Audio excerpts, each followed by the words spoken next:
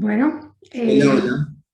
iniciamos este seminario sobre energías renovables, donde vamos a hablar sobre las realidades y las oportunidades en Colombia y tenemos una serie de invitados, todos especialistas en el tópico.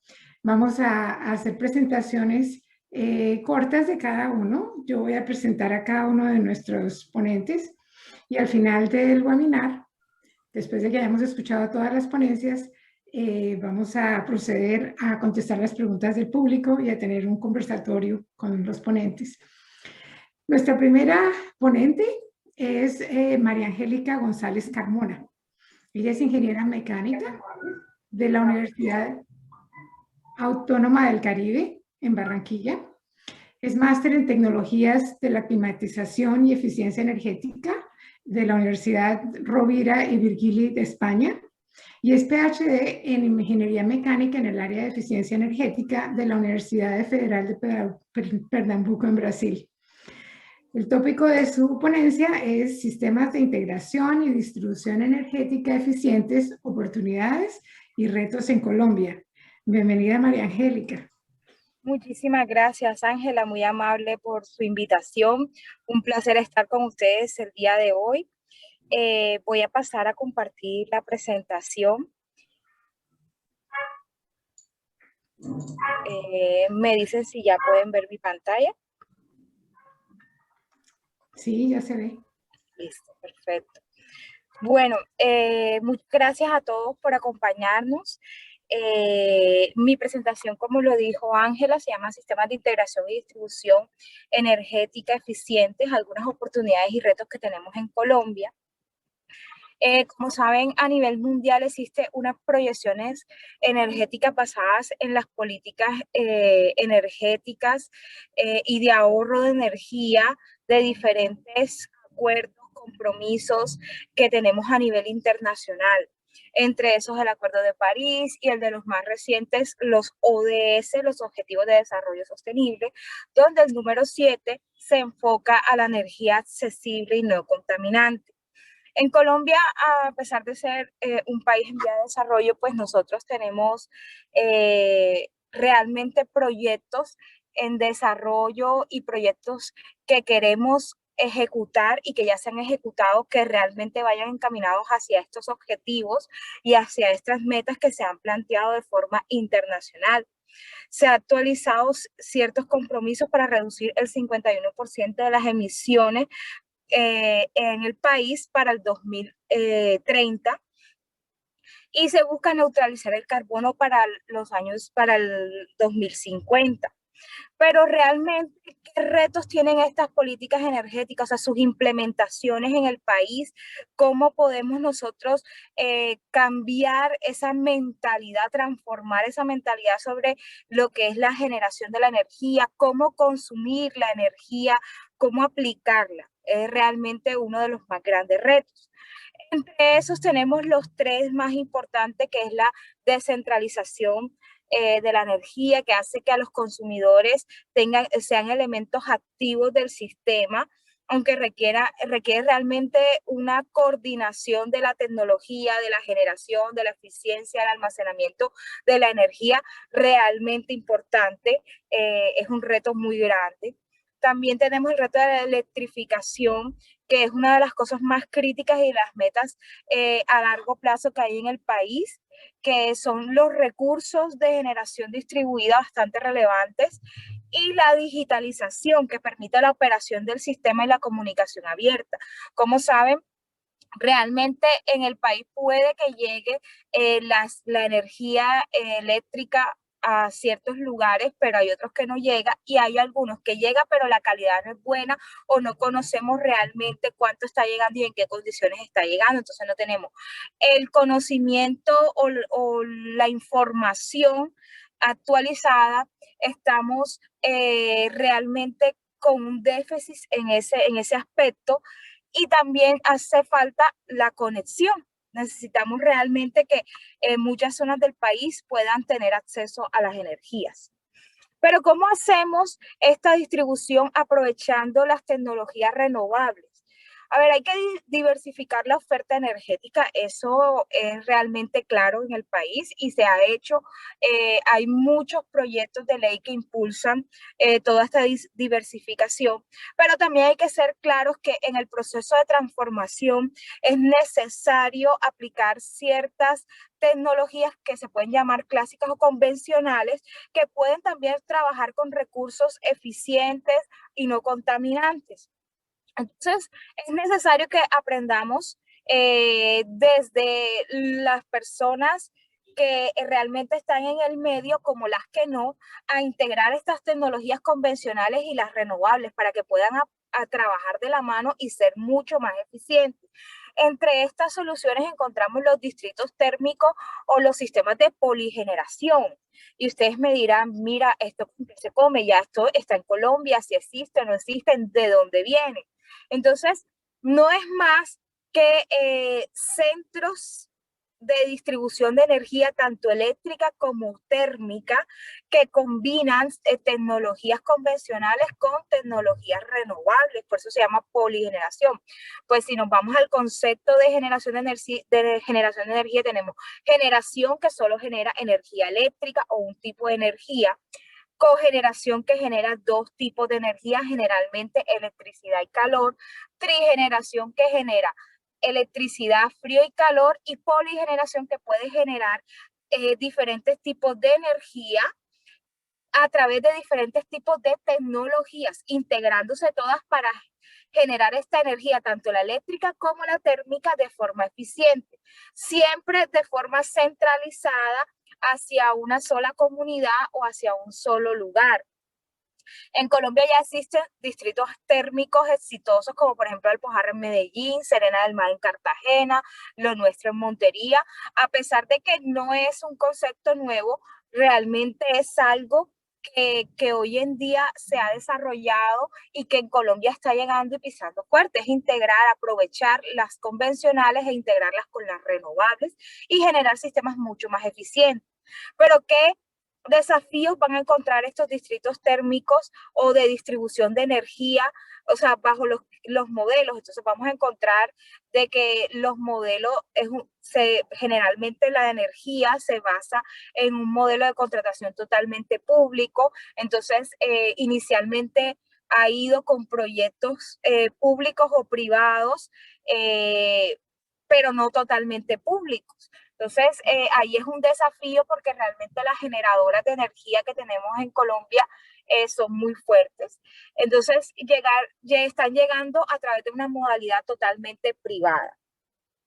Además de estos retos, pues el análisis financiero que se necesita para este tipo de proyectos y el músculo financiero para llegar a desarrollarlos es bastante fuerte porque son proyectos grandes y un poco costosos. Pero gracias a algunas políticas de generación eficiente en Colombia, pues hay algunas ventajas como el exento del IVA para este tipo de tecnologías o proyectos, entre otros. Pero ¿cómo integramos estas energías? ¿Cómo gestionamos este tipo de proyectos?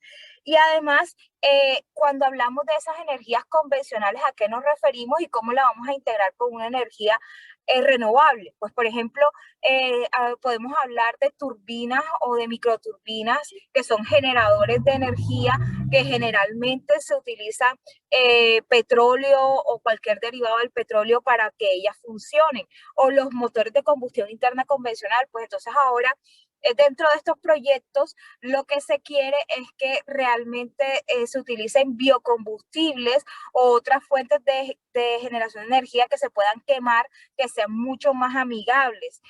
Inclusive estuvimos analizando un proyecto en Ibagué, donde a través de la descomposición de la cascarilla de arroz, que era un desecho, pues estábamos generando gas metano y estábamos quemando ese gas a través de una turbina.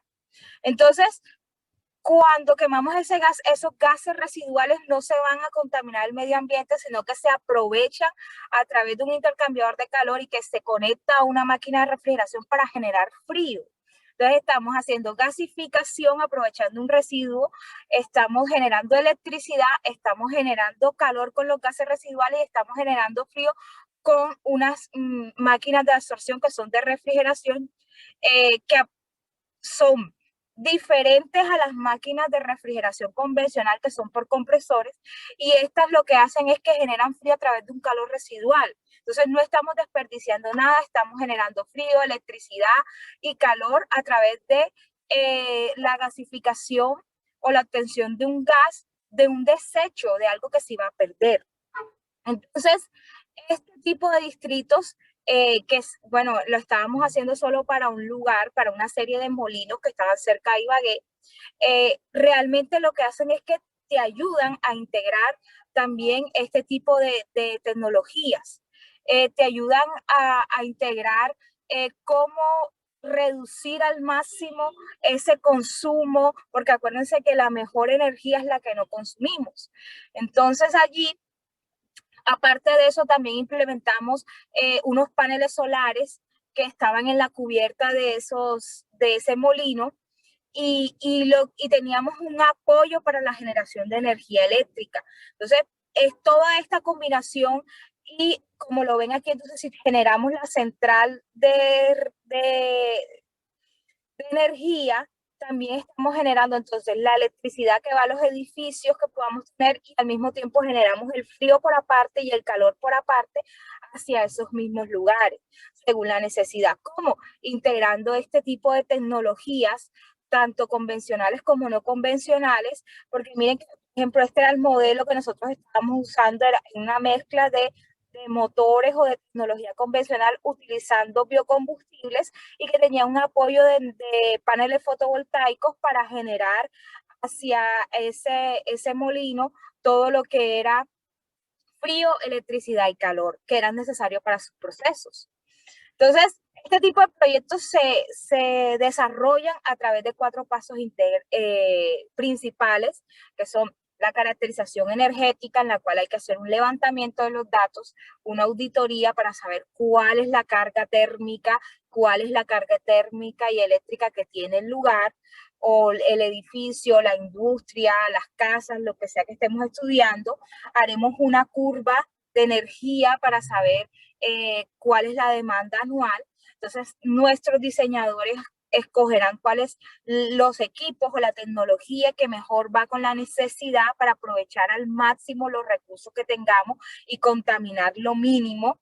Entonces, este tipo de tecnologías, ¿cómo se van a integrar? ¿Cómo se van a combinar en un proyecto grande?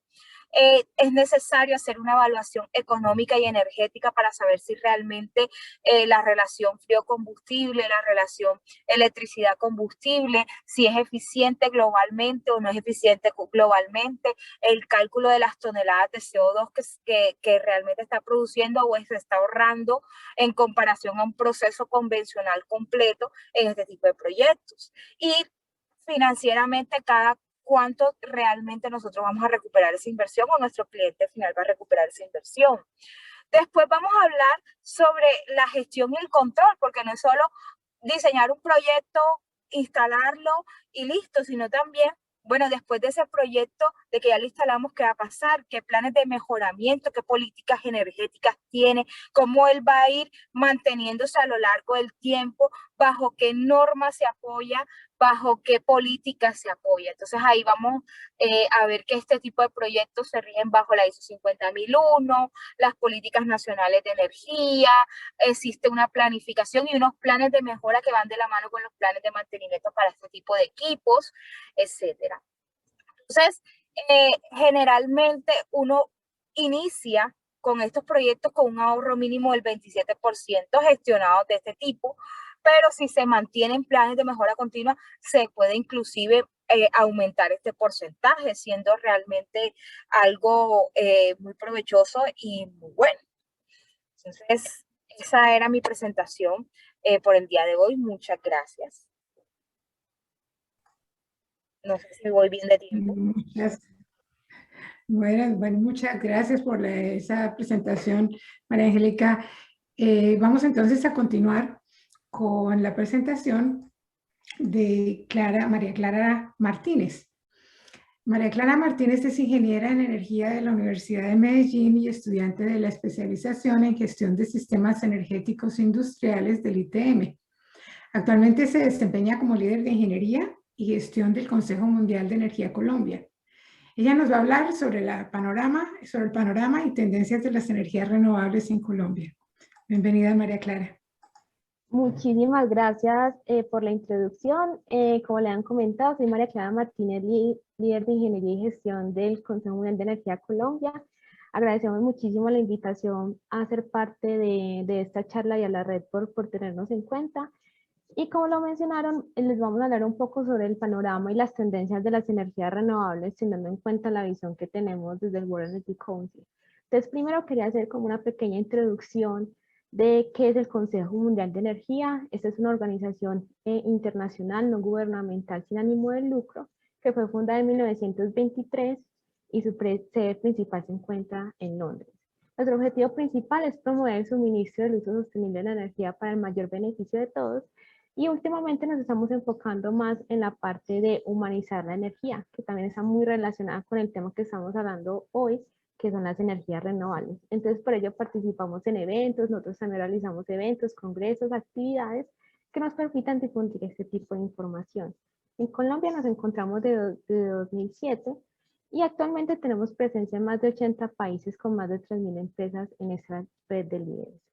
Entonces, de lo que primero quería hablar es del trilema de la sostenibilidad energética, que es una de las herramientas que manejamos y nos permitirá ver cómo ese contexto y cómo estamos hoy en día en esos temas de sostenibilidad energética. Entonces, lo que nos presenta este estudio es un índice y un balance entre seguridad energética, equidad energética y sostenibilidad ambiental. La seguridad energética es todo aquello lo que está relacionado con la parte del suministro de energía y la confiabilidad de este. La equidad energética es la parte de asequibilidad, de si realmente las personas tienen la capacidad de pagar por este servicio y también el acceso, tanto con la parte de infraestructura como demás componentes que están relacionados. Y la sostenibilidad ambiental es lo que está relacionado con esa lucha o esa implementación de tecnologías y demás actividades que realiza tanto el gobierno nacional como las empresas para reducción de emisiones de dióxido de carbono y de gases de efecto invernadero relacionadas con el sector energético.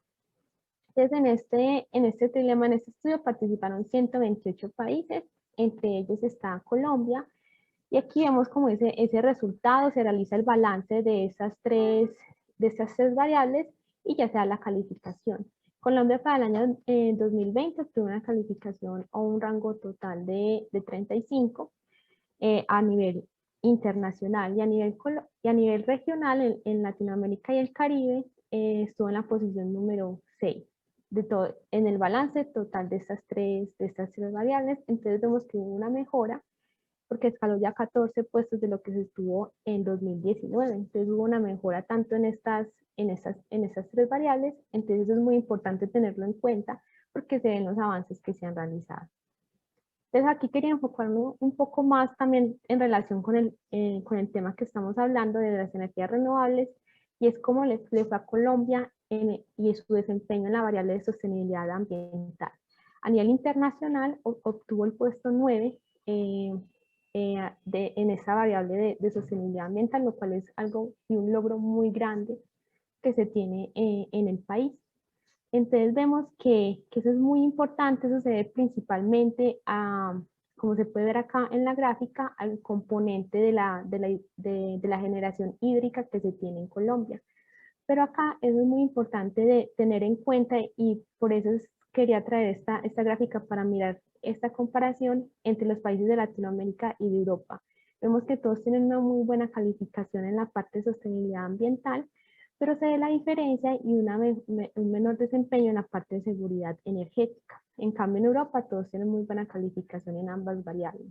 Entonces aquí entra esa importancia de la diversificación de la matriz energética y ahí entra también ese papel de las energías renovables, que no solamente la debemos ver en la parte de sostenibilidad ambiental, sino que también nos puede mejorar toda esta parte de seguridad energética e igualmente de equidad energética. Entonces es muy importante tener este contexto y mirar esas oportunidades que se tienen. Eso sería para ver cómo estamos hoy en día, cómo está Colombia hoy en día.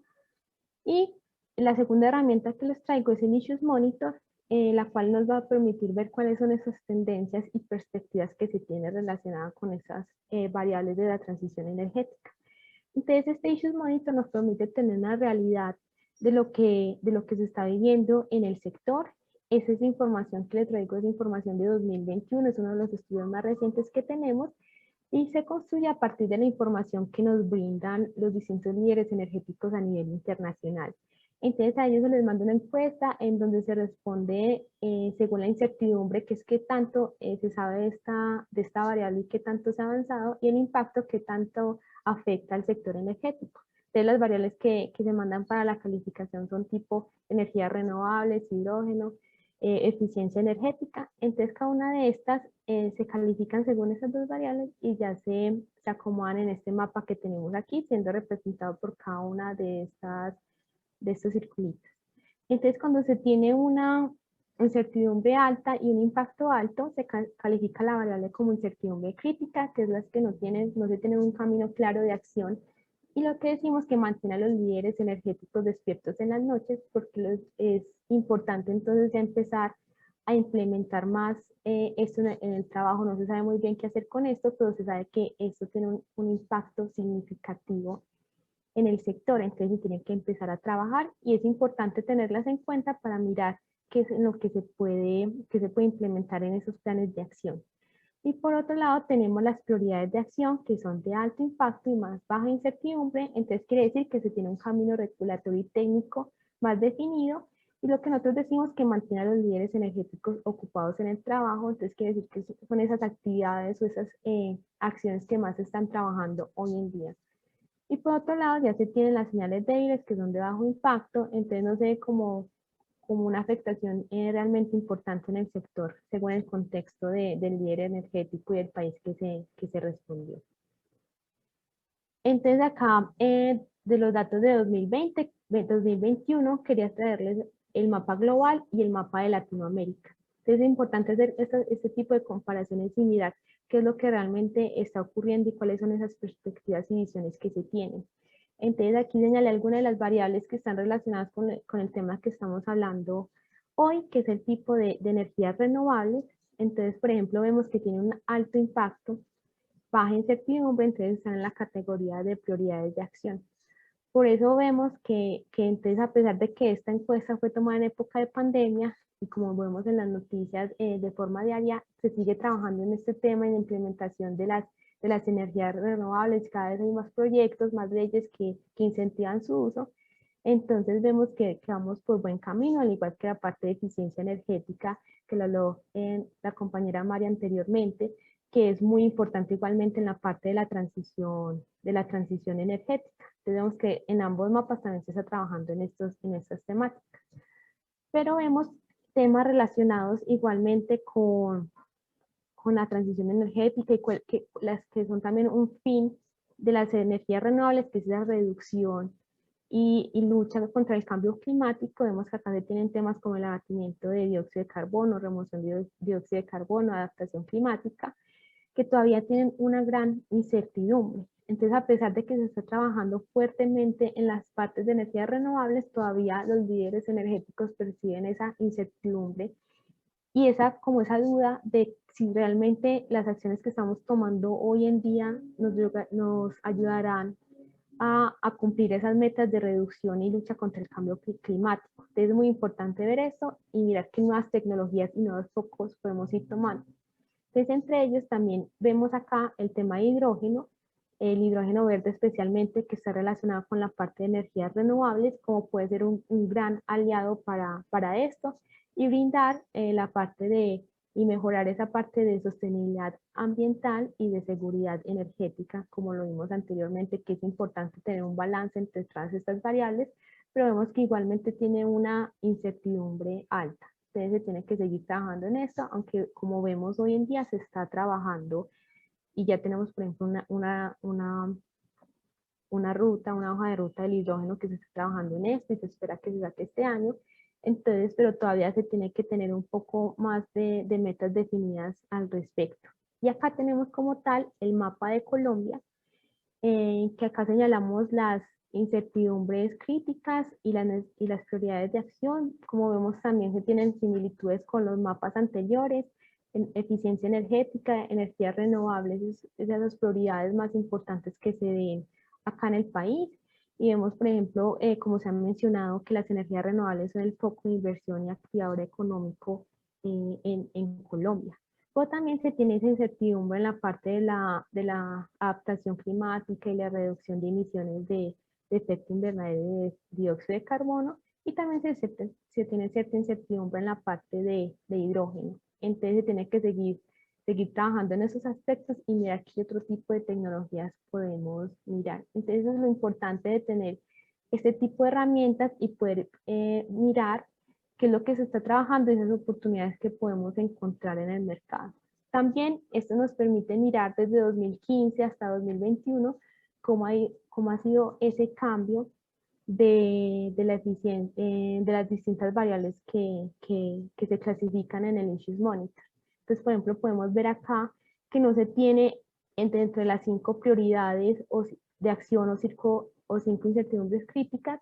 En 2015 no se tenía esto planteado en Colombia, pero como vemos acá, empezando a mover cada uno de los años, vemos que empiezan a aparecer las energías renovables en el tema de incertidumbres críticas, y hoy en día ya se clasifican en la parte de prioridades de acción. Entonces esto nos ayuda a mirar un poco cómo vamos avanzando y cuáles son ya cada vez esas necesidades que empiezan a aparecer y esas oportunidades. Eso sería de forma general mi presentación. Muchísimas gracias.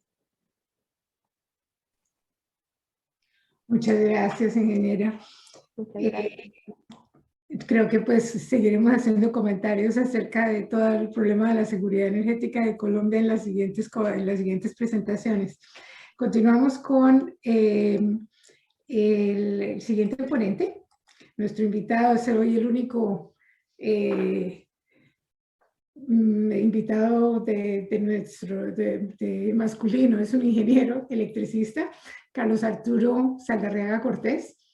Él es ingeniero electricista de la Universidad Tecnológica de Pereira, es magíster en ingeniería eléctrica, también de la misma universidad, y doctor en ingeniería, graduado recientemente, hace 2 años.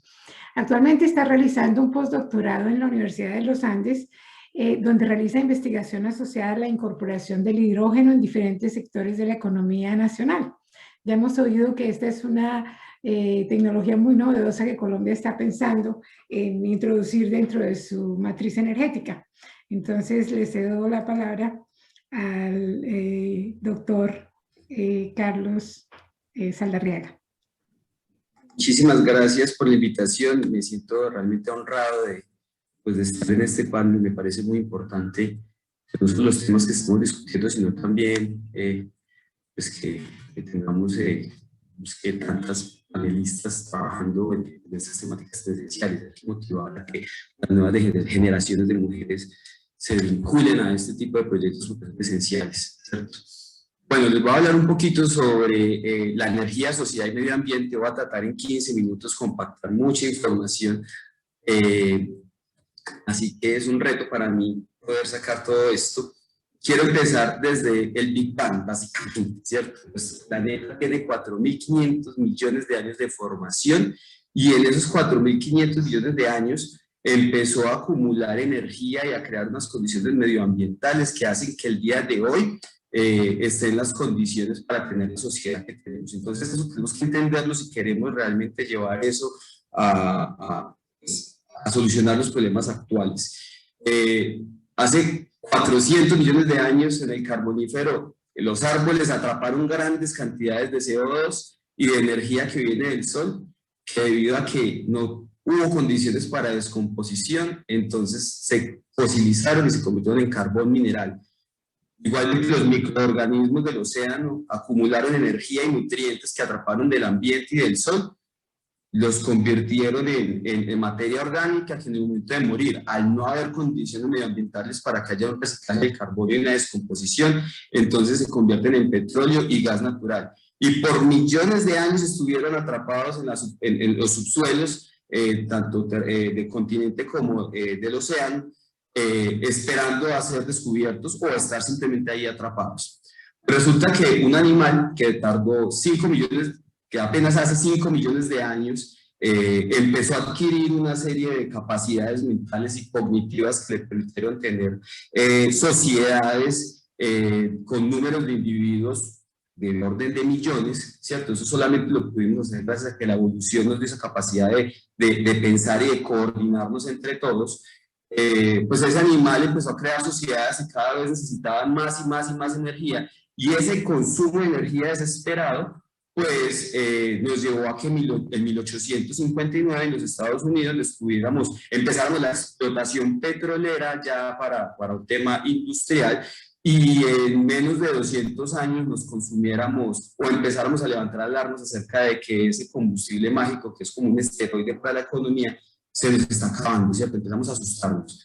Entonces, cuando vemos el día de hoy nos damos cuenta que tenemos en el 2016, según los datos de la EIA, que es una agencia internacional de información energética sumamente importante, nos dicen que para el 2016 estamos consumiendo alrededor de unos 12 millones, tal vez unos 13 millones de miles de toneladas equivalentes de petróleo. O sea, háganse una idea de cuánto puede ser una tonelada de petróleo, ¿cierto? Es una cantidad enorme de energía, y nosotros estamos consumiendo más de 12.500.000 miles de toneladas equivalentes de petróleo, donde el 80% de esa energía proviene de petróleo, gas natural y carbón. O sea que efectivamente nos tenemos que preocupar no solo porque nos vamos a quedar sin energía, sino porque estamos liberando todo ese CO2 que el planeta acumuló.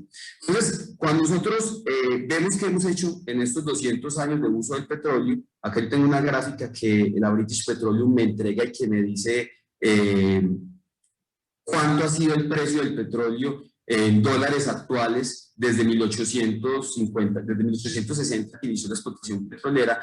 Nos damos cuenta que efectivamente ese precio del petróleo inició en un valor dado sin que realmente a mi juicio, surgió ese número de $13 por barril, surgió de lo que me vale extraer el petróleo más lo que me vale empaquetarlo, estandarizarlo y transportarlo, y ese precio tiene que ser superior a ese costo e inferior al costo del sustituto. En ese caso sería el aceite de ballena y los combustibles como leña y demás que se utilizaban para iluminación o para calefacción. Entonces, claro, si no hubiera sido inferior al costo del sustituto, entonces no lo sustituyen, porque pues la gente siempre busca el combustible más barato. Entonces, así se formó el precio del petróleo y luego la ley de oferta y demanda lo va estableciendo.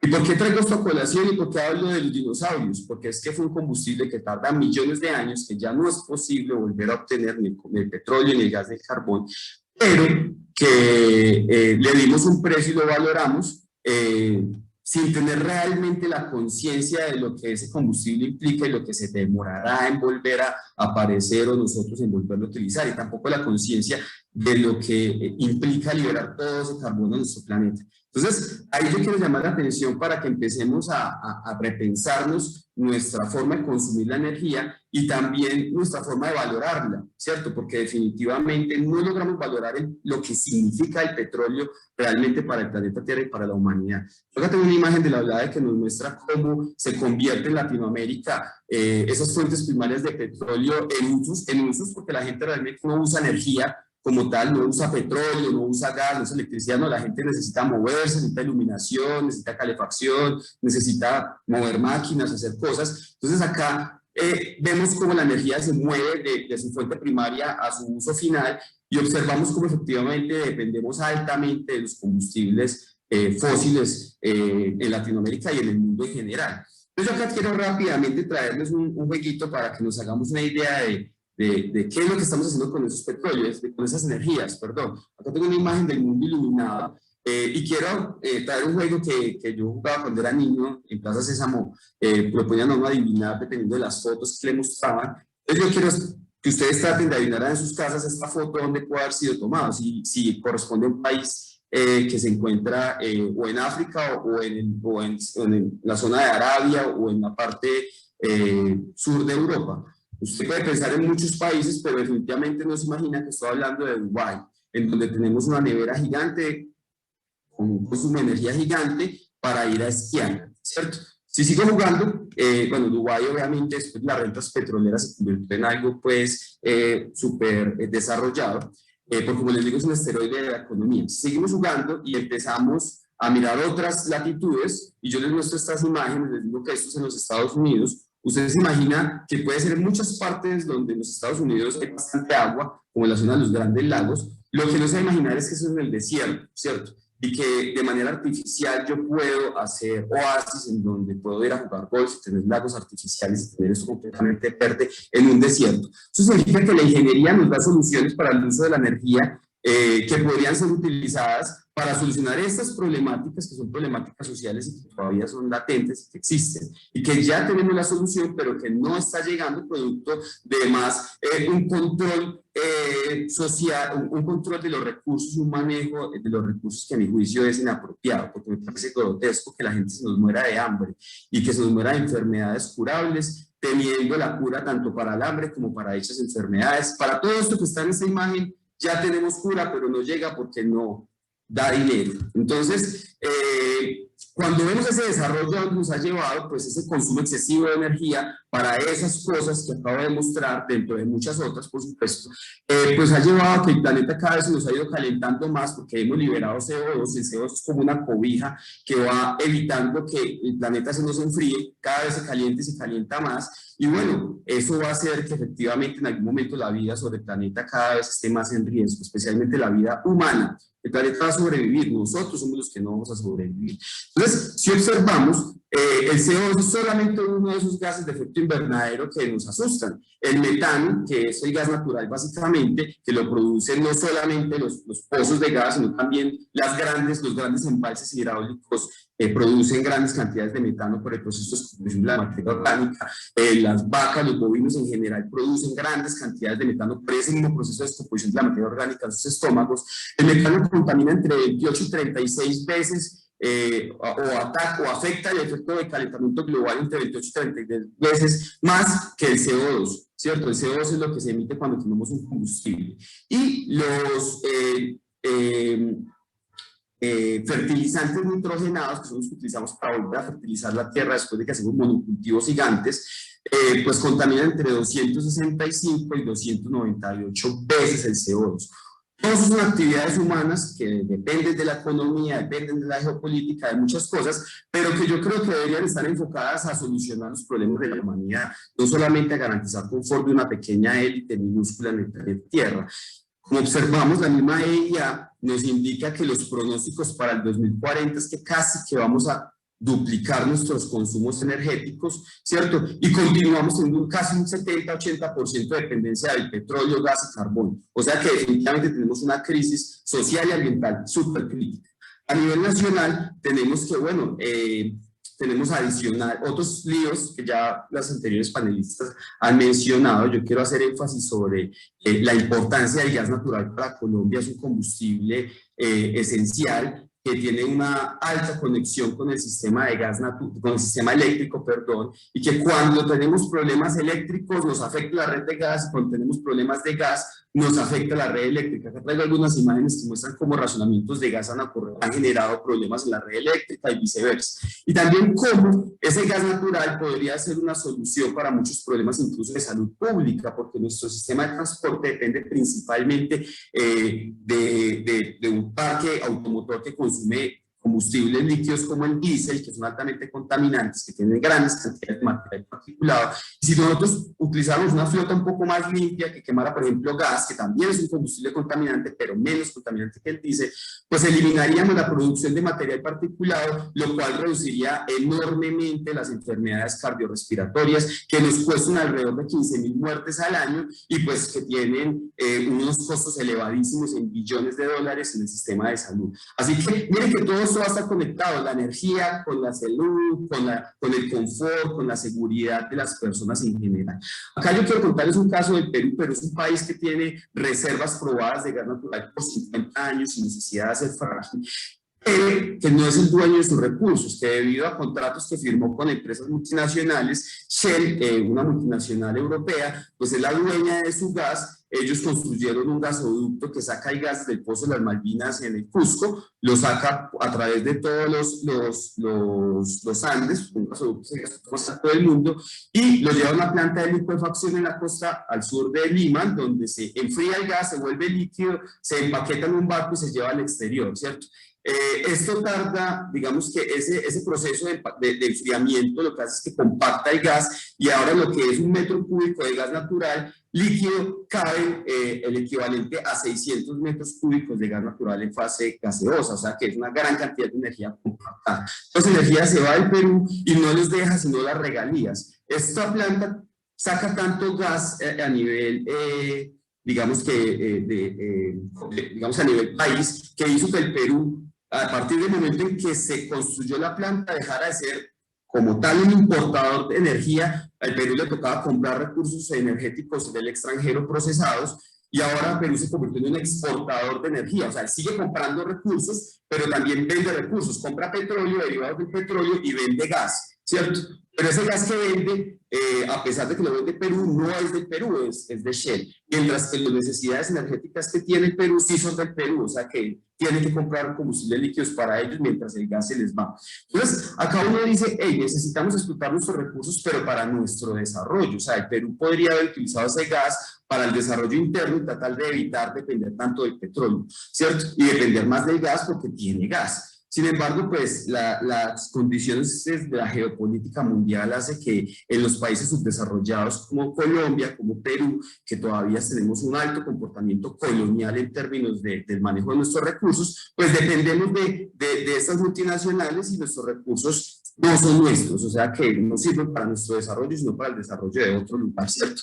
En ese orden de idea, pues la investigación en la que yo he participado desde hace ya muchos años en varias universidades, pues busca atacar justamente el trilema energético que nos mencionaban ahorita al inicio de este panel, y es buscar cómo damos soluciones que nos permitan atacar la seguridad, la equidad y la sostenibilidad ambiental, pero entendiendo toda esta problemática como una sola cosa, ¿cierto? No solamente como elementos aislados o sistemas aislados, sino como sistemas que están interconectados no solamente por la política, sino también por la operación y por incluso elementos físicos de su comportamiento. El sistema eléctrico está altamente interconectado con el sistema de gas natural. El sistema de gas natural en fase gaseosa también puede estar muy interconectado con los sistemas de producción, transporte y regasificación del gas natural en fase líquida, es otro tipo de combustible, y también pueden estar altamente relacionados con la producción y consumo del hidrógeno, que es un combustible que se conoce como, o que se llama como, es un vector energético que muchos han llamado el combustible del futuro. Yo estoy de acuerdo de que efectivamente es un combustible muy útil, pero que tenemos que saber analizar, o sea, no existen las soluciones mágicas, no existen las soluciones en donde eliminamos el 100% de los problemas, eso es imposible de hacer. Tenemos que entender que siempre que estemos haciendo un consumo de energía, estamos afectando nuestro medio ambiente de alguna manera, y por lo tanto tenemos que saber estimar eso y saber medir el impacto, porque si no solucionamos un lío, pero podemos abrir otro tal vez mucho más crítico.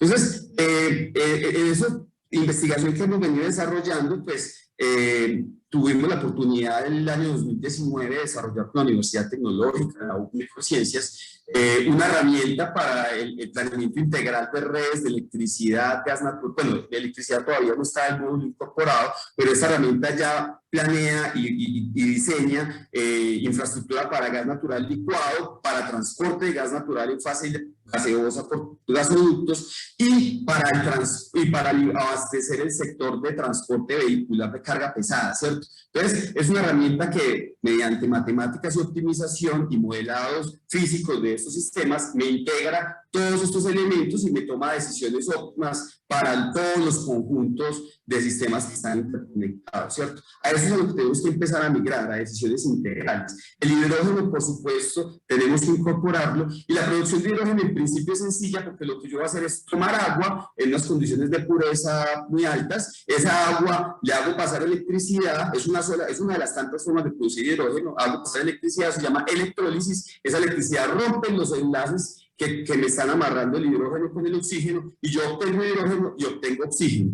Ambos gases combustibles, pero el hidrógeno un combustible con un altísimo poder calorífico, que puedo utilizar para movilidad, para calefacción, para iluminación, y que incluso puedo mezclar con carbón atrapado de la atmósfera, producir metano artificial y utilizar ese metano para mover vehículos, para producir electricidad, para muchas cosas, ¿cierto? Entonces, efectivamente, yo puedo plantear una única solución integral que me mezcle todos estos sistemas, pero en definitiva esto depende mucho ya de algo más allá de lo técnico, que es la voluntad política y la voluntad económica.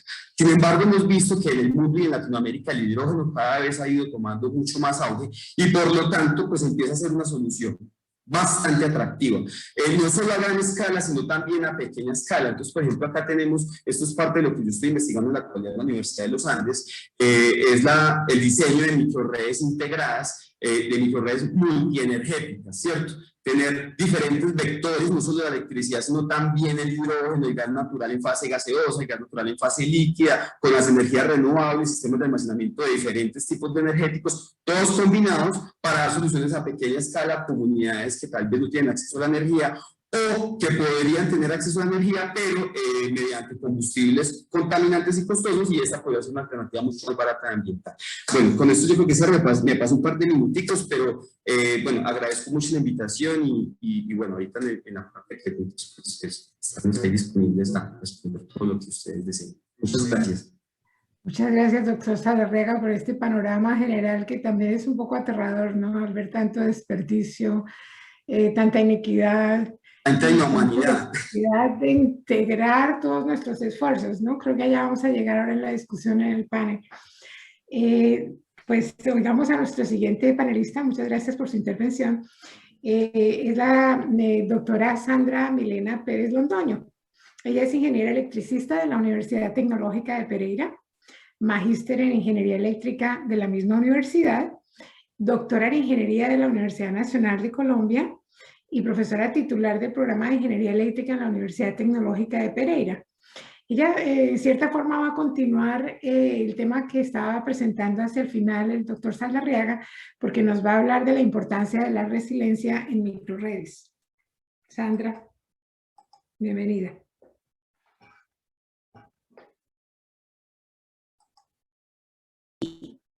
Bueno, muy buenas tardes a todos. Agradezco mucho la invitación recibida de parte de la Red Colombiana de Mujeres Científicas. Valoro mucho estos espacios en los cuales podemos socializar, digamos, los trabajos que hemos venido realizando en las empresas, en las universidades, y que permiten acercarnos un poco más hasta la realidad a la que nos estamos viendo enfrentados. El tema en el día de hoy, como dice bien la doctora Ángela, está relacionado con la resiliencia en microredes. Un tema de la resiliencia, un tema realmente que ha sido analizado en muchas áreas en años anteriores, pero que realmente ha cobrado una gran importancia a partir del 2015-2016 en sistemas eléctricos. Soy profesora de la Universidad Tecnológica de Pereira y pertenezco al grupo de investigación Conceptos Emergentes en Energía Eléctrica. Mi breve presentación entonces está relacionada, voy a dar una breve introducción tratando de coger y amarrar un poco las ideas que mis compañeros panelistas han expuesto. Voy a especificar un poco el término de resiliencia y cómo se aplica en sistemas eléctricos, cuál es el aporte que tienen las microredes sobre los sistemas eléctricos de potencia, y terminaré entonces con algunas de las conclusiones. Realmente no es para nadie extraño y no es un tema ajeno de que realmente estamos inmersos en una crisis climática, en un cambio climático que ha venido afectando al mundo en unos países más que en otros, y que ha causado, digamos, grandes estragos y grandes pérdidas. Acá les traigo así, como un panorama general, cuál han sido o cómo se mide ese índice de riesgo climático en algunos de los países en el periodo 2000-2019, y realmente, digamos, observamos que esta gama de colores va aumentando cada año, aumentando cada vez más, que cada vez son más los países que se están viendo enfrentados a estos cambios que están ocasionando eventos y fenómenos que están afectando a las poblaciones. Específicamente en el sector eléctrico nos estamos viendo afectados por estos eventos que están surgiendo.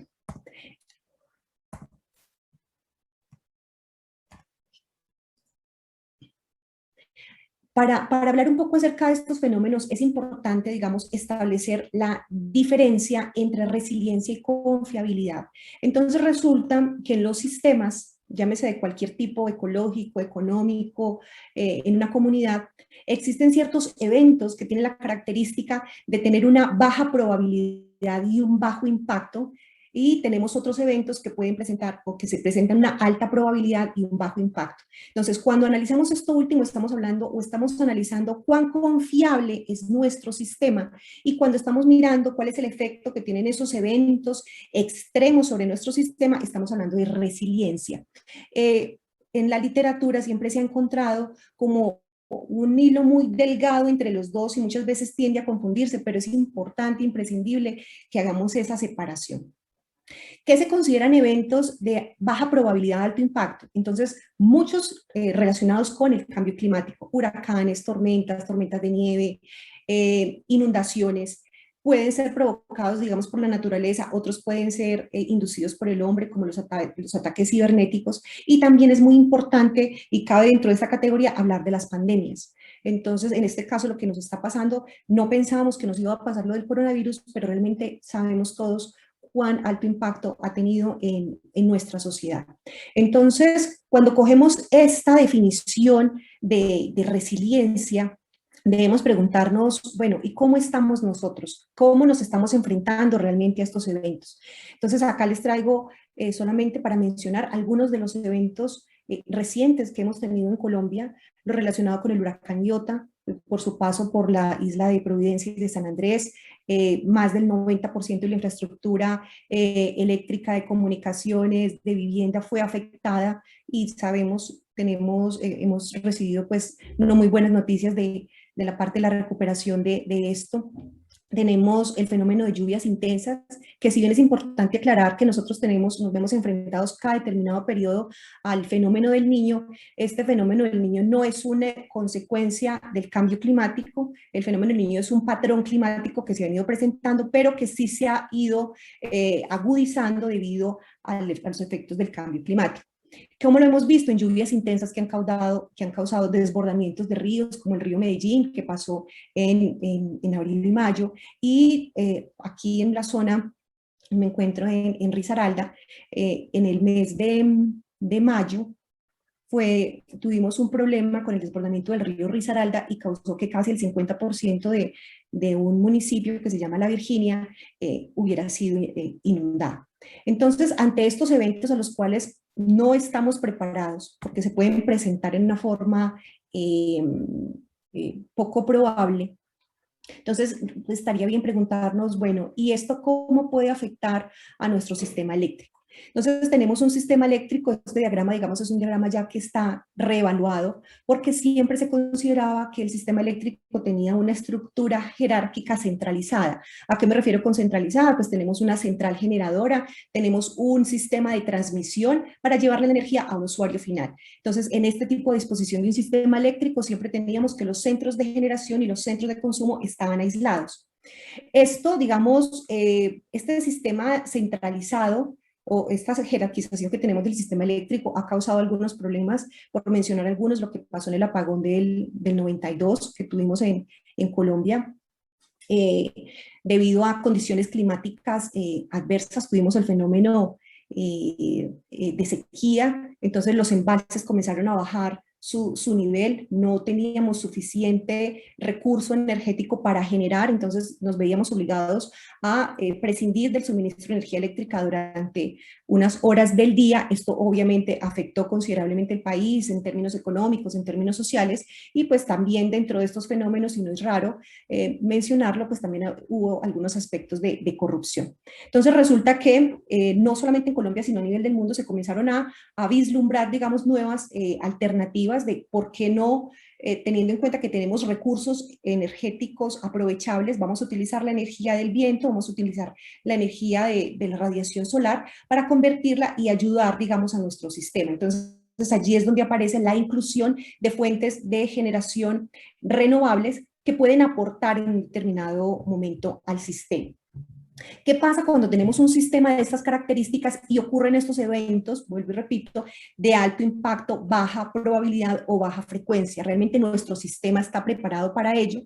Entonces, la respuesta es: los sistemas convencionales y tradicionales eléctricos han estado diseñados para soportar N-1, N-2 contingencias, donde este 1 o 2 representan los elementos que pueden estar fuera de servicio en un determinado momento, pero resulta que la historia nos ha mostrado que cuando se presentan estos eventos de alto impacto, como fue el huracán Sandy en el 2012 en Estados Unidos, las contingencias que se presentaron el evento que se presentó fue N-90 contingencias. Es decir, que 90 elementos estaban por fuera de servicio en un determinado momento, y obviamente esto tiene unas altas implicaciones sociales y económicas en la sociedad. Entonces, definamos qué es resiliencia. Entonces, siempre nos han dicho y escuchamos en términos de psicología cuán resilientes estamos siendo ahorita, por ejemplo, con la pandemia. Apliquémoslo a un sistema eléctrico. ¿Qué capacidad tiene nuestro sistema de anticiparse ante ese evento, en el caso en que se presente, de soportarlo, de adaptarse estratégicamente y posteriormente de recuperarse? Entonces, es un término, como ya les dije, se ha venido utilizando hace mucho tiempo en otras áreas, en ecología, en economía, en términos de infraestructura, en términos de sociedad, pero en sistemas eléctricos es un tema relativamente nuevo. Y esto ha causado entonces que no exista una sistematización y una rigurosidad con respecto a cómo medir la resiliencia en estos sistemas eléctricos. ¿Qué implica ser resiliente? Entonces, permítanme, les muestro acá una curva de desempeño, que es la más utilizada, es una de las herramientas que se utiliza cuando se evalúa resiliencia en un sistema, en el cual vamos a considerar el desempeño del sistema. Podemos hablar de desempeño en términos eléctricos, por ejemplo, perfil de tensión con respecto al tiempo. ¿Qué queremos en un sistema eléctrico? Que el perfil de tensión o que el nivel de tensión que le está llegando al usuario sea lo más constante posible, o si presenta una variación, pues varíe dentro de un rango limitado y definido por la normatividad. Pero en el caso en que se presente ese evento, entonces necesariamente va a salir una línea de transmisión, una o varias, van a salir centrales generadoras, nuestro perfil de tensión va a comenzar a caer. Allí es donde es necesario medir qué tan resistente está siendo nuestro sistema, qué tan efectivo está siendo el sistema de protecciones para aislar partes que están dañadas y comenzar a importar energía de otro lado de la red. También se mide el tiempo de respuesta, cuánto se demora en recuperarse el sistema, y esta es una de las curvas que permiten entonces determinar cuán fuerte es el sistema. En la línea, vemos que la línea verde comparada con la línea negra, pues representa un sistema que es más resiliente, o sea, es capaz de soportar esos eventos y de recuperarse en un menor tiempo. Entonces, nos interesa tratar de suministrarle esa resiliencia, darle esa resiliencia a los sistemas eléctricos. Una de las formas en que lo podemos conseguir es utilizando el concepto de una microred. Entonces, una microred es una pequeña red de distribución compuesta de generación distribuida, y defínase generación distribuida como aquellos recursos que permiten entregar energía con menor capacidad y pueden estar ubicados al lado de la carga. Acá traigo un ejemplo donde tenemos una carga crítica que se considera dentro del sistema como un hospital. El sistema eléctrico convencional está suministrando energía a este centro. Este centro, este hospital, debe tener un elemento que lo respalda en aquellos momentos en los cuales hubo algún inconveniente, no severo, sino un evento de alta probabilidad, de alta probabilidad, baja frecuencia. Entonces, aquí podría entrar entonces una planta diésel para soportar, digamos, este suministro, pero en el caso en que no esté el generador diésel, pues podríamos tener incluido, digamos, allí un aporte, un soporte para esa red a través de una microred. Entonces, esto se define como una microred que es el conjunto de fuentes de generación y fuentes de almacenamiento que pueden proveer de energía en un determinado momento, una carga crítica del sistema, y este sistema tiene la capacidad de trabajar en forma aislada o en forma desconectada. Allí, como un elemento importante para la operación de esa microred, necesitamos entonces un convertidor que permita ese flujo de potencia bidireccional en un determinado instante. Entonces, los análisis que se realizan en sistemas eléctricos es tratar de definir cómo puedo hacer mi sistema eléctrico más resiliente a través de la inclusión de microredes, pero también puedo analizar la resiliencia de la microred, determinando cuáles son los tipos de energías o de fuentes que yo puedo considerar para generar o formar una microred. Allí es muy importante también considerar que las fuentes de generación distribuida, renovables, basadas en renovables, no son la panacea, porque tenemos la limitante de que el recurso energético primario es variable con el tiempo. No siempre vamos a tener sol, el viento no siempre va a poder estar moviendo nuestro aerogenerador, entonces necesitamos un respaldo con respecto a un sistema de almacenamiento como pueden ser las baterías. Esa resiliencia, entonces, cuando tratamos de mirar cómo hago para medir qué tan resiliente, qué tan fuerte es mi sistema, entonces una de las herramientas que se utilizan son las métricas. Estas métricas permiten entonces cuantificar en forma cualitativa, permiten medir en forma cualitativa y cuantitativa esa pérdida de desempeño. Entonces, si yo la resiliencia la mido como el inverso con respecto a la pérdida, resulta que voy a tener entonces un sistema más resiliente, el verde con respecto al negro. ¿Qué me permiten hacer estas métricas o por qué necesito medir cuán eficiente está siendo mi sistema ante estos eventos? Porque le permiten al operador o al analista del sistema determinar estrategias y herramientas para hacerlo más efectivo. Esa es una de las necesidades que se plantean allí. Entonces acá, ya para concluir, traigo este gráfico donde muestro cuál puede ser o cuál es el aporte de una microred realmente a que un sistema sea un poco más robusto. Quiero especificar que en el caso de que teníamos ahorita el hospital, obviamente la microred no va a estar en el mismo sitio donde tengo el sistema eléctrico, porque si viene un evento de alto impacto, pues va a afectar las dos. Lo que suponemos es que la red que está remota y que está alimentando un hospital tiene ocurrió el evento lejos, tengo una microred cerca al hospital, el hospital no está en esa zona y yo puedo aislar en un determinado momento mi sistema de la red principal y suministrarle energía al hospital durante un periodo determinado de tiempo mientras se restablece el sistema. Y esto es lo que se muestra acá.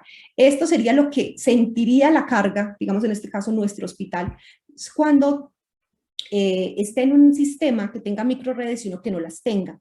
Entonces observamos que estamos trabajando en condiciones normales, ocurre un fenómeno adverso, en este caso, por ejemplo, un tornado, comienza la etapa de degradación de las variables eléctricas, llega un momento donde es tan severo el evento que necesariamente tiene que ocurrir un apagón, se deja de suministrar energía, se comienzan entonces, los operadores de red comienzan a buscar cómo volver a interconectar el sistema, cómo llevar energía por otra parte de la red, porque las redes tienen la característica de ser enmalladas, entonces comienza a repartir flujo de energía por otra parte, comienza la etapa de restauración, se recupera el sistema y comienza la normalización. ¿Qué pasa cuando tengo un sistema que tiene microredes incorporadas? Entonces pasa el mismo ciclón. Comienza la etapa de degradación, entonces allí comienza todo un sistema de control y de protecciones a operar, donde se determina, están cayendo los niveles de tensión, la microred decide, en el caso en que esté conectada a la red, se desconecta de la red y comienza a soportar a la carga. En este caso, entonces, el hospital, nuestra carga crítica, no va a estar viendo el efecto que está pasando en la red principal, y mientras se establece, durante un tiempo limitado, se establece la conexión, entonces volveríamos a una conexión normal. Entonces, este es el aporte que tienen las microredes sobre la resiliencia de la red. ¿Qué hay por hacer? Por hacer, entonces, de acuerdo a la investigación que hemos estado haciendo dentro del grupo de investigación, hay que definir métricas. Existen muchas métricas de resiliencia, pero realmente aplicadas a sistemas eléctricos no están estandarizadas. Muchos autores o muchos investigadores utilizan diferentes métricas, pero no hay un consenso con respecto a cuáles son las mejores. Hay que buscar adaptarlas al contexto colombiano, porque las los eventos que tenemos en Colombia son diferentes a los que ocurren en Europa, a los que ocurren en Estados Unidos. Hay que cuantificar la efectividad de los planes que se están ejerciendo sobre los sistemas eléctricos y es necesario evaluar la pertinencia de los modelos que se están empleando y de los esquemas de protección. Este es uno de los trabajos, resultado de los trabajos recientes que obtuvo el grupo de investigación con respecto a tratar de realizar un aporte a estas temáticas o estas problemáticas, digamos, que estamos viendo a futuro. Con esto concluyo. Muchísimas gracias. Muchas gracias, doctora Sandra.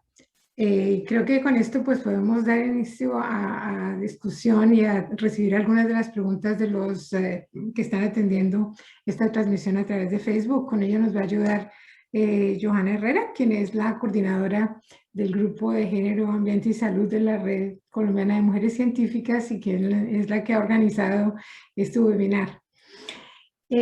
Para empezar, mientras que ella revisa un poco lo del Facebook, yo quería comentarles a todos a ver quién me puede dar como una idea de algo que realmente me ha inquietado mucho. Y es que el reporte acerca de los impactos del cambio climático en Colombia, de las organizaciones internacionales, USAID, etcétera, dice que hacia el 2050, pues el cambio en el régimen de lluvias de Colombia va a ser notable, pero sobre todo va a cambiar su distribución en el territorio, de forma tal que la zona andina va a observar una reducción más o menos del 30% en precipitación, y todos sabemos que el recurso energético mayoritario del país es el hidroeléctrico, y precisamente todas las centrales hidroeléctricas están en la zona andina. Y cuando yo miro el programa de planeación de todo el plan estratégico de la energía, no he visto que se estudie el problema de una reducción fuerte debido al cambio climático en el recurso hidráulico para producir energía. Entonces, esa es una primera pregunta, no sé, porque se pretende incrementar la producción de energía hidráulica también hacia el año 2030, etcétera, pero no he visto que se tenga mucho en cuenta estos problemas del cambio climático que mencionaba usted en ese respecto, en la reducción de potencial hidráulico. No sé si alguno tiene alguna información sobre esto que quiera contribuirnos un poco en esa dirección.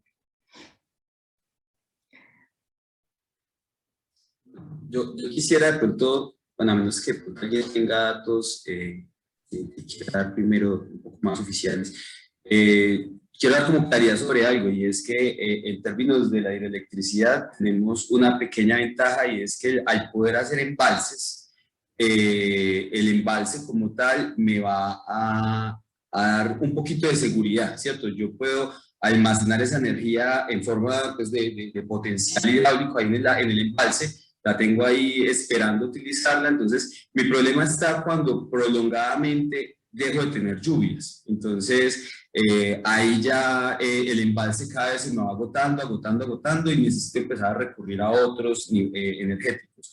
Colombia tiene, hasta los últimos datos que yo leí, no sé, hace un par de años, la demanda máxima horaria de Colombia está alrededor de los 9 gigavatios de energía. Giga es 10 a la 9, o sea, de los 9.000 millones de vatios es el consumo de energía máxima horaria en Colombia, que se presenta alrededor de las 8 de la noche, pero tenemos una capacidad instalada, o sea, podemos generar alrededor de unos 17 gigavatios, o sea, tenemos casi el doble de capacidad. El 68% o alrededor de eso es hidráulica. O sea, que ese casi 40% de esos 17 igual es un número grande que nos puede dar para, digamos que si no tenemos nada de agua, igual podemos acudir a un parque térmico que nos dé la mano, o igual podemos importar energía desde Ecuador, con el cual tenemos interconexión y hay una buena posibilidad de intercambio con ellos, y se viene haciendo diariamente en la actualidad. Entonces digamos que hay formas de salir del problema, ¿sí? El lío es, yo creo que tal vez Colombia no, eso es solamente una idea mía, a pesar de estas sequías y todo esto, podemos empezar a buscar otros combustibles en los que podríamos sobrevivir, pero el asunto ahí no es solo el impacto a nivel energético, sino a nivel de nuestros ecosistemas, ¿cierto? Porque, bueno, el agua yo la puedo almacenar y la puedo tener ahí guardada y tratar de tenerla hasta el último momento ya donde definitivamente tengo que gastármela, en el embalse. Pero ¿qué está pasando en esos otros ecosistemas que son tan delicados que si un cambio de temperatura de 1 grado, de 2 grados, o un poquito de humedad menos hace que un montón de especies vegetales y animales empiecen a extinguir y a morir? Eso es lo que a mi juicio me asusta muchísimo más. A nivel de energía, yo sé que en el largo plazo vamos solucionando. Por ejemplo, acá en Hidroituango nos metieron un montón de miedo diciéndonos que era esencial para la energía del país. Yo recuerdo las noticias de hace unos años que decía que el país se iba a quedar sin energía. Y sí, Hidroituango es súper necesario, pero para el futuro, ¿cierto? En unos años, con las proyecciones de demanda que se esperan. Ahora, si un Hidroituango falla y supongamos que hubiera sucedido lo que afortunadamente no pasó, y es que la planta sea irrecuperable, entonces nos toca empezar a buscar soluciones más rápidas, empezar a construir plantas térmicas que suplan Hidroituango en el largo plazo, cuando lo vamos a necesitar, que es por ahí en 5 o 10 años, ¿sí? Que lo vamos a aguantar, que sea esencial. Y en ese tiempo podemos hacer muchas plantas térmicas baratas, que son costosas en su combustible, pero que se pueden construir en 1 o 2 años. Entonces, digamos que en lo que yo opino sobre esto, hay flexibilidad tecnológica para nosotros sobrevivir como industria, como sociedad en términos de consumo energético. Pero aquí, ¿cierto? O sea, este cambio climático. Pero me pregunto entonces, ¿por qué tenemos una baja calificación de seguridad energética? Porque veamos en lo que se presentaba acerca de la Organización Internacional de Energía, que tenemos ahí como un punto delicado en cuanto a la seguridad energética. Y también me pregunto un poco por qué no hay una iniciativa nacional fuerte en toda la parte de energía solar, porque, por ejemplo, en el norte de Colombia, en la costa atlántica, básicamente las centrales son todas termoeléctricas que funcionan a gas o diésel o como sea. Y eso siempre es un 30% aproximado de la energía del país y produce una cantidad de gases de efecto invernadero, un 4% del total hasta donde tengo entendido. Pero también eso coincide con la región del país en donde hay mucha más irradiación solar. Entonces uno no entiende por qué mantener Eólica. plantas y eólica en La Guajira más que todo, pero no sé por qué mantener este tipo de plantas a gas en cambio de empezar una gran iniciativa, digamos, en la dirección de energía solar. Y complementando con lo que mencionaban algunas otras sobre las microredes, etcétera, hasta donde se debería ya iniciar generación distribuida local en muchos sitios para empezar realmente a contribuir a la generación de energía de nivel nacional, que no fuera solamente las grandes empresas de electrificación las que producen la energía, sino que también se pueda no solamente tener sistemas de microredes de respaldo, sino sistemas de microredes de generación de energía. Esas pues son inquietudes, no sé quién quiera comentarnos. María Angélica levantó la mano y después Clara Martínez. Sí, por favor pongan el micrófono. Hola. Hola. ¿Qué tal? Bueno, sí, realmente es una de las inquietudes que tenemos muchos de por qué los proyectos, tanto en la parte de generación de energía solar y energía eólica en la costa, donde hay mayor potencial energético solar y energético de viento, pues son dos cosas. Primero, las políticas en este tipo de proyectos apenas se están implementando. Hay que ser sinceros de que anteriormente los intereses políticos eran más hacia la producción de este tipo de plantas térmicas. Y realmente, como decía Carlos, pues nuestra matriz energética a nivel nacional se basa más en las hidroeléctricas. Cuando hubo problemas de generación de energía a través de estas hidroeléctricas por fenómenos naturales, pues nos fuimos todos a que la solución son las plantas de generación a través de energía térmica. Y todo estuvo maravilloso hasta que nos dimos cuenta de que hay problemas de combustibles, de suministros, etc. Entonces, estas políticas energéticas con energías renovables, primero, apenas se están implementando. En Barranquilla, caso puntual, es uno de los lugares donde más se está implementando este tipo de proyectos.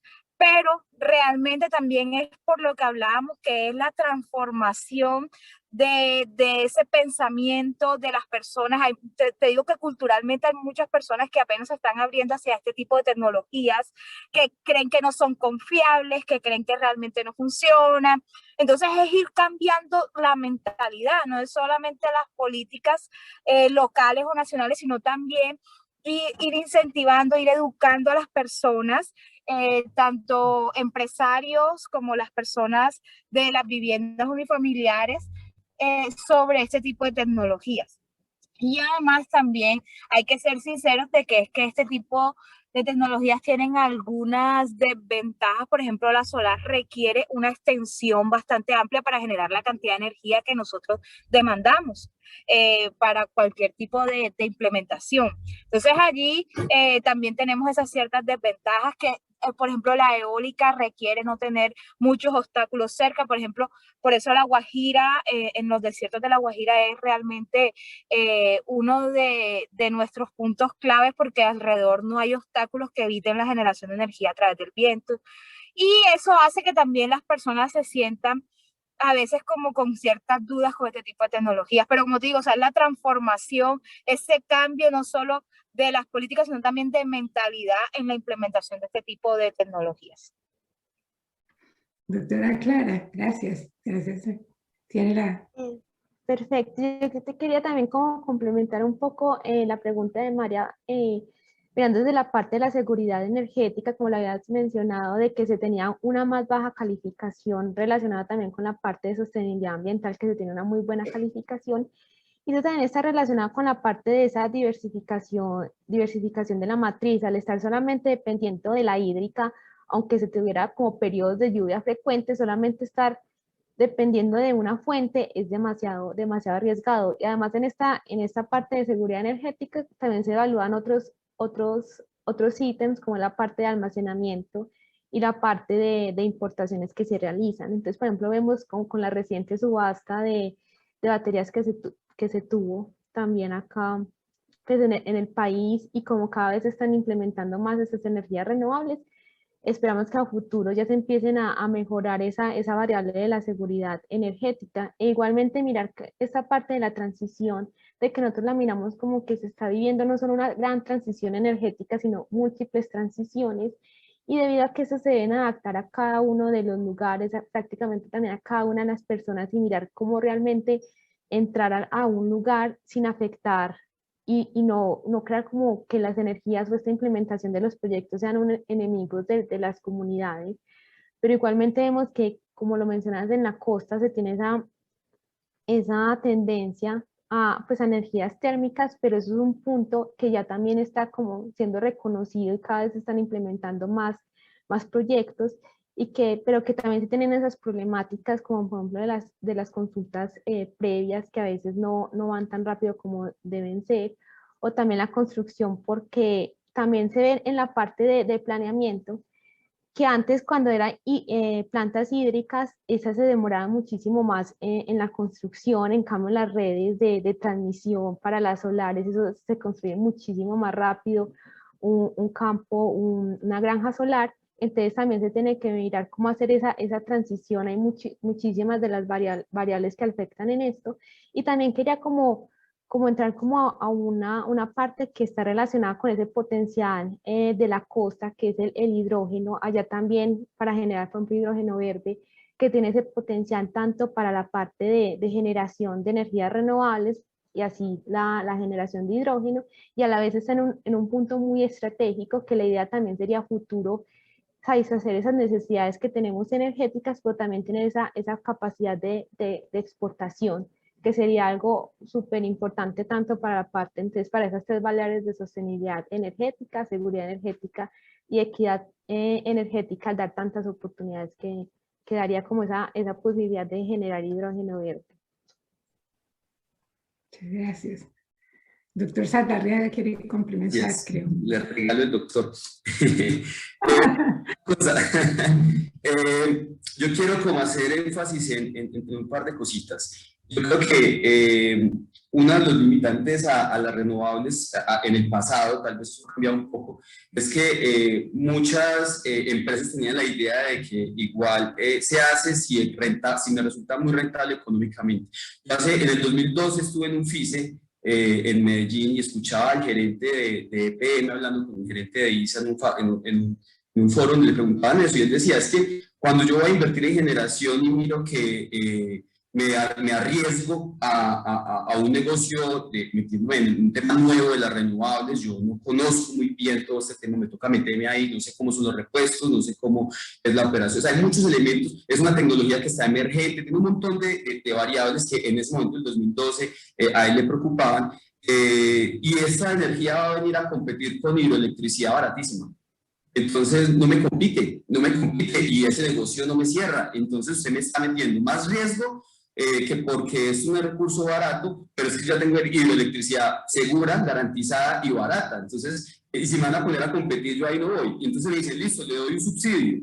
Y el tipo le dice, es que el subsidio tampoco me sirve porque el subsidio depende del gobierno. Entonces, apenas y en un país tan inestable como Colombia, donde tenemos mandatarios cada 4 años distintos, reinventando otra vez toda la política energética y volviendo a rehacer el país cada 4 años en todo.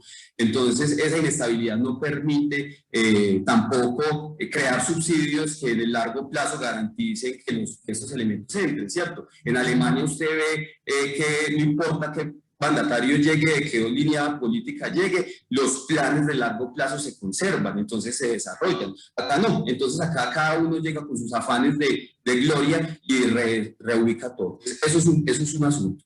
Otro asunto es que hay un tema técnico a mi juicio que complica, y es que la costa atlántica está interconectada con el interior por medio de 2 circuitos de 500 kilovoltios, que son líneas de transmisión muy largas y me generan un problema de estabilidad de tensión. Acá Sandra es experta en todo ese tema de estabilidad. Entonces, resulta que esa estabilidad de tensión, yo necesito una generación local allá para poder garantizar perfiles de voltaje y esa generación tiene que ser confiable, ¿cierto? Entonces, pensar aunque es posible hacer a mi juicio, Sandra me corregirá, yo podría tratar de hacer un control de estabilidad de tensión con esas fuentes de energía renovables, equipos FARS y un montón de otras tecnologías, pues es mucho más difícil que hacerlo simplemente con una planta térmica a gas, ¿cierto? Entonces ahí hay un tema técnico también que de alguna manera afecta. Y si le sumamos que Colombia por 50 años ha estado sumido en una guerra interna que nos ha desangrado y nos ha acabado como nación, entonces ponemos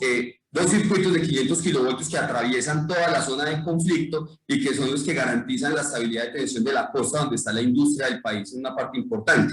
Pues si eso ya está dependiendo de un generador eólico que funciona bien y toda la cosa, pero que no es tan confiable como puede ser una planta térmica a gas. Y además de eso me volaron una torre por el conflicto armado y se me desconectó uno de esos circuitos de 500 kilovoltios, se me apagó la costa atlántica y me arrastra al resto del país por un problema de estabilidad de tensión.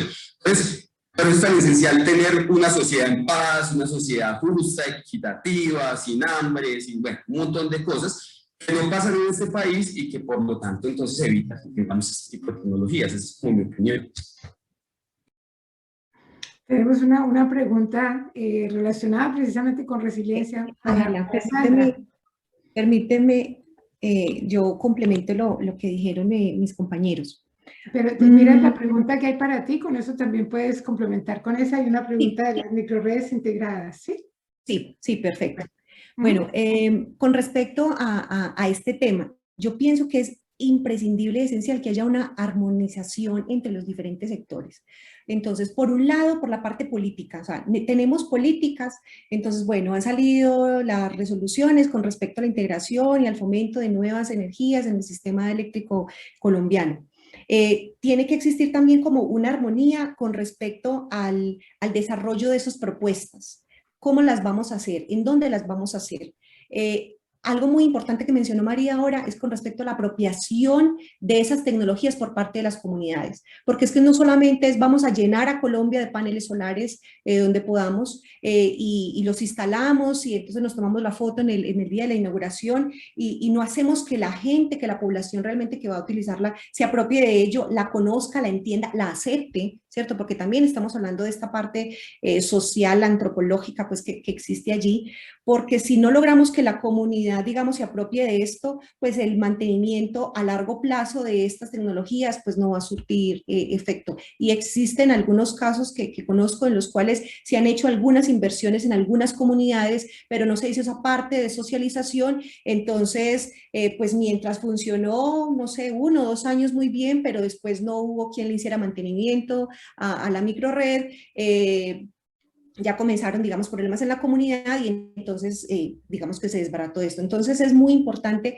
tener esa armonización y ese seguimiento que se puede hacer con respecto a esto en el tiempo. Entonces, como dice Carlos, hay una gran cantidad de factores que están asociados con esta transición energética que no solamente dependen de los expertos en energía, en infraestructura, en todo este tipo de cosas, sino que también la parte social, económica, política, bueno, y la realidad de nuestro país, digamos que tampoco. Y aprovecho, digamos, para decir algo aquí. Por una parte sale la política de que vamos a incentivar el uso de las nuevas energías, de la incursión de energías renovables en el sistema eléctrico, pero en reforma tributaria vamos a cobrarle impuestos a los convertidores que son parte esencial de lo de las microredes. Entonces, no, hay algo como que no cuadra, como que dice, aquí como que queremos hacer cosas, pero por otro lado llegan nuevos dirigentes y ponen, digamos, nuevas reglas, entonces cambian el panorama. Con respecto a la respuesta, las microredes ayudarían, pero no son la solución, o sea, no son la panacea precisamente por esto, por la alta dependencia que tienen esas microredes con los recursos no renovables, recursos con energías renovables. Entonces tenemos una gran variabilidad del recurso energético que nosotros no podemos controlar. El incursionar o el incluir microredes dentro de nuestros sistemas eléctricos, como dice Carlos, representa muchos retos, porque vamos a colocarle un elemento adicional a un sistema tradicional que de pronto no está acostumbrado. Entonces tenemos que mirar que esa incursión, nosotros tratando de hacer bonito, no hagamos feo, porque vamos a causarle problemas a la red. Entonces se va a ver afectada la calidad de la energía, la estabilidad del sistema. Podemos incluso, cuando tenemos una microred y estamos trabajando con un sistema de comunicaciones, podemos entonces ser agentes o poder tener ciberataques por toda esta parte de las comunicaciones, entonces podemos incluso llegar a debilitar nuestro sistema. Entonces es muy importante considerar una gran cantidad de variables, pero yo creo que es posible, pero tiene que existir esa armonización en todos estos aspectos. Muy interesante. Yo oí, pues, un comentario, que parte del programa, digamos, de reducción de gases de efecto invernadero en Colombia es transformar todo el parque automotor o una buena parte de él en vehículos eléctricos.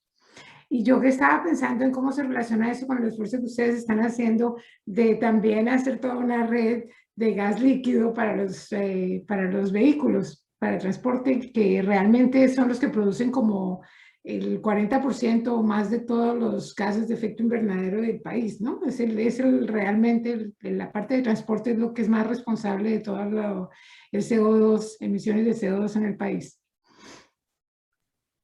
Bueno, yo quiero opinar sobre eso porque yo tengo la oportunidad de trabajar para la UCMED en el proyecto que hicimos para tratar de ver si hacíamos una red de carreteras con gas natural licuado, o sea, gas líquido. En los Andes estamos estudiando si le colocamos en vez de líquido hidrógeno, ¿cierto? Y movilidad eléctrica. Están todas estas 3 opciones que son limpias en la producción. Pero yo quiero hacer énfasis en algo muy importante y quiero que la gente que me escuche ponga especial cuidado en esto, y es que no existen soluciones definitivas ni perfectas. Como me decía un colega de la universidad, profesor, es que usted cuando limpia la mesa con el trapo, quitó el mugre de la mesa, pero lo pasó al trapo, ¿cierto? O sea, usted quita el mugre de un lado y lo pasa a otro. Entonces, sí, yo quito el diésel y ya no tengo material particulado, ya reduzco enfermedades cardiorrespiratorias definitivamente, reduzco emisiones de CO2, menos calentamiento global. Pero si me lleno de baterías, las baterías tienen que ser con plomo y con silicio, y eso tiene que salir, y litio, ¿cierto? Eso tiene que salir una mina, y la mina contamina, ¿cierto? Y se me vuelve basura en menos de 20 años, y los paneles solares tienen vidas útiles menores a 20 años, y los generadores eólicos tienen vidas útiles menores a 20 años, utilizan derivados del petróleo, porque tienen piezas móviles rodantes que necesitan lubricantes, entonces igual dependen del petróleo. O sea, no, en 30 años vamos a estar sentados aquí unos, si es que todavía estamos, hablando de, venga, ¿cómo vamos a hacer para toda la basura que generamos con las renovables, toda la basura que se nos llenó el mar y de dónde vamos a sacar el nuevo silicio, el nuevo litio y el plomo, ¿cierto? Entonces, hay que entender que lo que tenemos que aprender es a ser más serios a la hora de consumir. Ahorita alguien decía y me pareció maravilloso, la mejor generación de energía es la energía que no se consumió. O sea, necesitamos empezar a ser más ahorrativos. Y eso definitivamente es a lo que deberíamos apuntar si queremos a solucionar el problema climático, social, todo lo demás, ¿cierto? Y empezar a llevar la energía donde sí se necesita. Ya no más neveras gigantes para esquiar. Necesitamos es llevar neveras para guardar pescado y que la gente no se muera de hambre, ¿cierto? Pero entonces, hasta que no reorganicemos este tema social que es tan crítico, pues nos vamos a enloquecer acá y vamos a publicar muchos papers y vamos a escribir muchas cosas, pero se queda en más de lo mismo, en hacer dinero para unos y hambre para todos, ¿cierto? Entonces, me tomé el tiempo ahí, pero era eso como lo que quería resaltar. Gracias. No, yo creo que es importantísimo esa idea, que las soluciones para nuestro país las vamos a tener que buscar nosotros, porque claro, hay las especificidades, etcétera, que no las tienen otros países en otros niveles de desarrollo, ni que tienen tampoco los recursos, etcétera. Y creo que eso es muy importante. Mencionaba Ivonne, que nos está siguiendo, que efectivamente se debería como revisar toda esta política del país, poniéndole más atención a las personas que tienen conocimiento de todas estas tecnologías para poder integrar este esfuerzo de cómo será el panorama energético del país en el futuro. Ojalá tuviéramos esa oportunidad. Pues bueno, yo creo que estamos llegando hacia el final de nuestro conversatorio. Quisiera agradecerles mucho si tienen algún otro corto comentario que hacer. Si no, quisiera agradecerle y creo que tendríamos tema para muchas otras conversatorios acerca de cuál es el futuro energético de nuestro país y qué es lo que más nos conviene. Así que les agradezco mucho que nos hayan acompañado y a los que nos están entonces siguiendo en el Facebook, muchas gracias por habernos acompañado y lo mismo a quienes estaban siguiendo en el Zoom. Que tengan una muy buena tarde. Muchísimas gracias. Muchas gracias, hasta luego. Muchas gracias por la invitación, hasta luego. Hasta luego. Muchas gracias. Muchas gracias. Hasta luego.